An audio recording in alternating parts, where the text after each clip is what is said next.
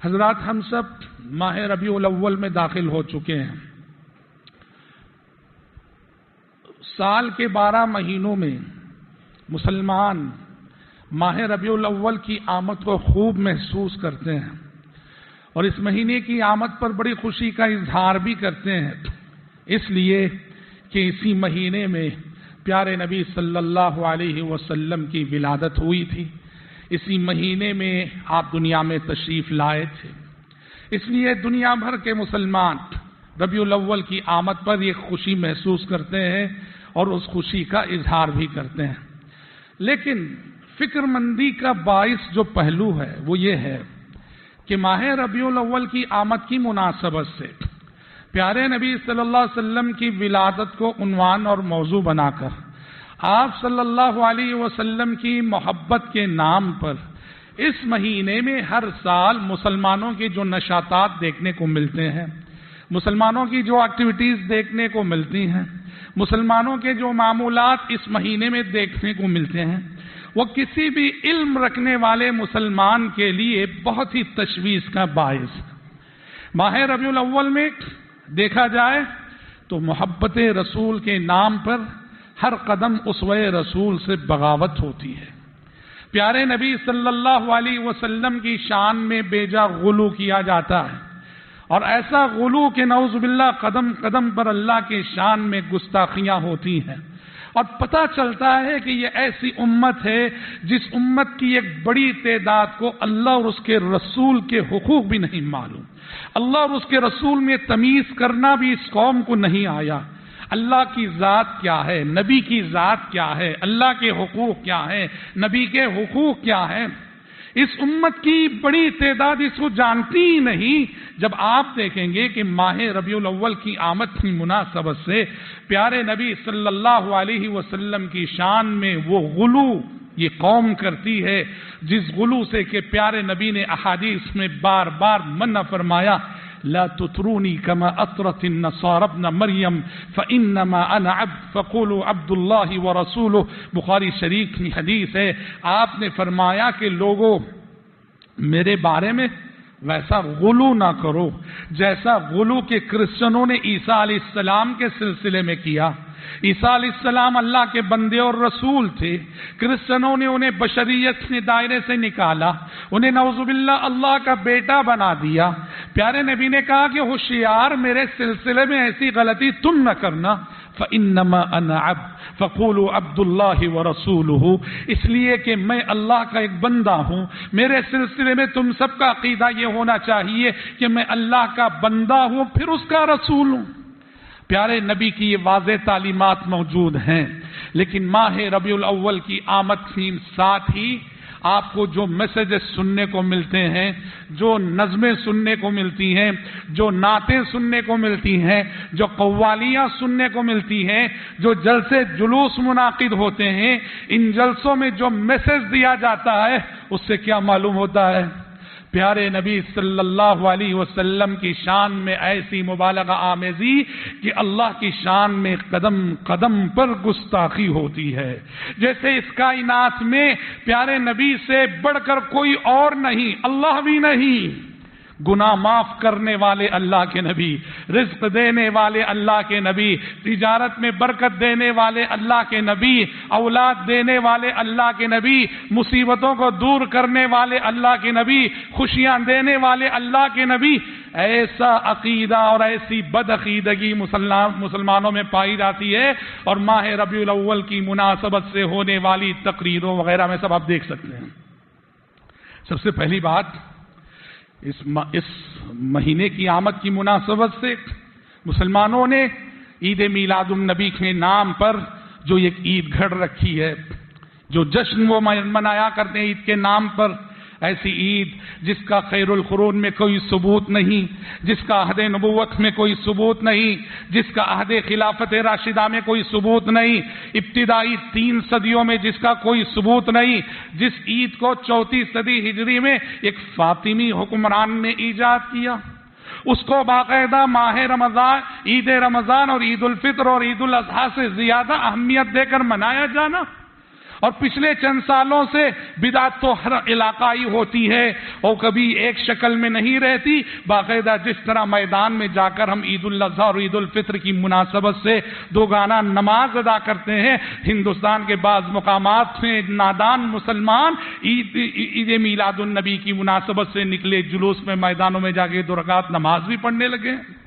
اور ستم بالائے ستم یہ کہ اس نئے کام کے لیے، اس نئی بدعت کے لیے قرآن سے استدلال کرنا، قرآن سے استدلال کرنے کی کوشش کرنا اور یہ کہنا کہ ہم اس عید کو قرآن سے ثابت کریں گے. قل بفضل اللہ وبرحمتہ فبذلک فلیفرحوا.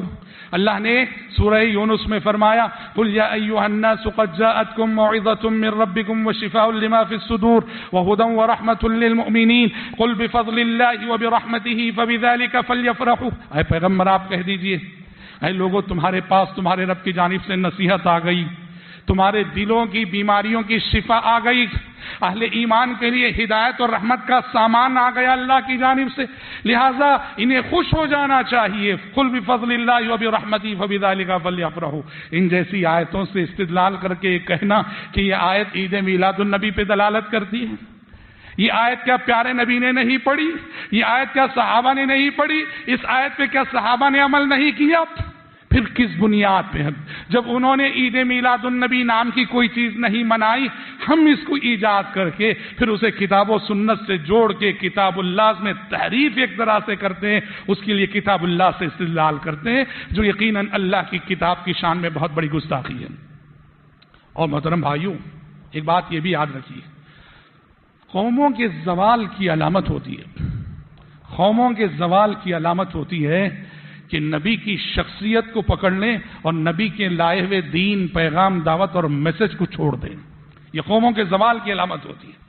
بس وہ نبی کی شخصیت کو پکڑ لیتے ہیں، نبی کی ذات کو پکڑ لیتے ہیں. اچھا، نبی کا لایا ہوا دین، نبی کا لایا ہوا عقیدہ، اس کو نظر انداز کر دیتے، اس کو چھوڑ دیتے ہیں. جو غلطی کے کرسچنوں نے کی، عیسیٰ علیہ السلام کو اللہ کا بیٹا بنا لیا، اٹھتے صبح و شام جیسس کا نام ان کی زبانوں پہ رہتا ہے. سوال یہ ہے کہ عیسیٰ علیہ السلام کے لائے ہوئے دین سے ان کا کوئی رشتہ ہے؟ عیسیٰ علیہ السلام کے لائے ہوئے دین سے ان کی کوئی نسبت ہے؟ عیسیٰ علیہ السلام کا لایا ہوا دین توحید کہاں ہے ان کی زندگیوں میں؟ کہیں نظر نہیں آتا. لیکن آپ سارے کرسچنوں کی زبانی سنیں گے جیسس جیسس جیسس.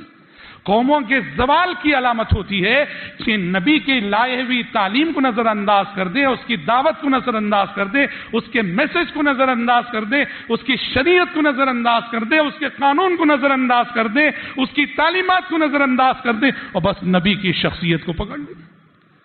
یہی غلطی یہ امت بھی کر رہی ہے، یہی غلطی یہ امت بھی کر رہی ہے. جیسے ہم نے کہا خطبے کے شروع میں کہ ماہ ربیع الاول میں جو باتیں سننے کو ملتی ہیں سراسر پیارے نبی کی تعلیمات سے ٹکرانے والی باتیں، پیارے نبی کے لائے ہوئے دین سے بغاوت کرنے والی باتیں، والعیاذ باللہ. ضعیف اور موضوع اور من گھڑت حدیثوں کی بھرمار اور اس کی بنیاد پر کیا کیا سننے کو ملتا ہے. آپ مقررین کو کہتے ہوئے سنیں گے یہ کائنات، یہ زمین، یہ آسمان، یہ ستارے، یہ سیارے، یہ وجود میں آئے تو نبی کی خاطر آئے، نبی کی وجہ سے آئے. اگر نبی نہ ہوتے یہ کائنات نہ ہوتی. کیوں؟ اس لیے کہ ایک من گھڑت حدیث ہے. نبی کو بشر کہنا بہت بڑی گستاخی ہے. آپ گستاخ رسول ہوں گے اگر نبی کو بشر کہہ دیں گے، انسان کہہ دیں گے. پھر کیا تھے بھائی؟ نبی نور تھے. اور پھر بات لے دے کہ کہاں تک جاتی ہے نعوذ باللہ کہ اللہ اور اس کے رسول میں کوئی فرق نہیں. وہی جو مستوی عرش تھا خدا ہو کر، وہی جو مستوی عرش تھا خدا ہو کر اتر پڑا ہے مدینے میں مصطفیٰ ہو کر، والعیاذ باللہ. اچھا، جب بشر نہیں تھے، انسان نہیں تھے جیسے کہ لوگ کہتے ہیں، تو پھر یہ کہنا کہ نبی انتقال کر گئے، نبی کی وفات ہو گئی، یہ بھی غلط. اگر آپ کہیں گے کہ نبی کا انتقال ہو گیا، نبی وفات پا گئے، آپ اس زمین کے سب سے بڑے گستاخ رسول کہلائیں گے. یہ مسلمانوں کی سوچ ہے، یہ مسلمانوں کی سوچ ہے. قرآن کہتا ہے انک میت وانہم میتون. میت کا لفظ، اے پیغمبر آپ کو بھی مرنا ہے اور ان سبھی انسانوں کو بھی مرنا ہے. محبت رسول کے نام پر آپ کی ذات، آپ کی شخصیت اور آپ کی شان میں ایسا غلو کہ شروع سے آخر تک میرے بھائی کتاب و سنت میں تحریف ہی تحریف نظر آتی ہے. ہماری حرکتوں سے ہمارے نبی کی بدنامی کا باعث بنتے ہیں.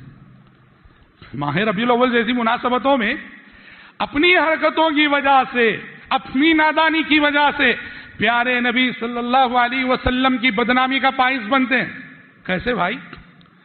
اپنے جلوس میلاد دیکھیں ہیں، میلاد کے جو جلوس نکلتے ہیں شہروں میں، جس دن میلاد کے جلوس نکلتے ہیں شہروں کی ٹریفک کا کیا حال ہوتا ہے جی؟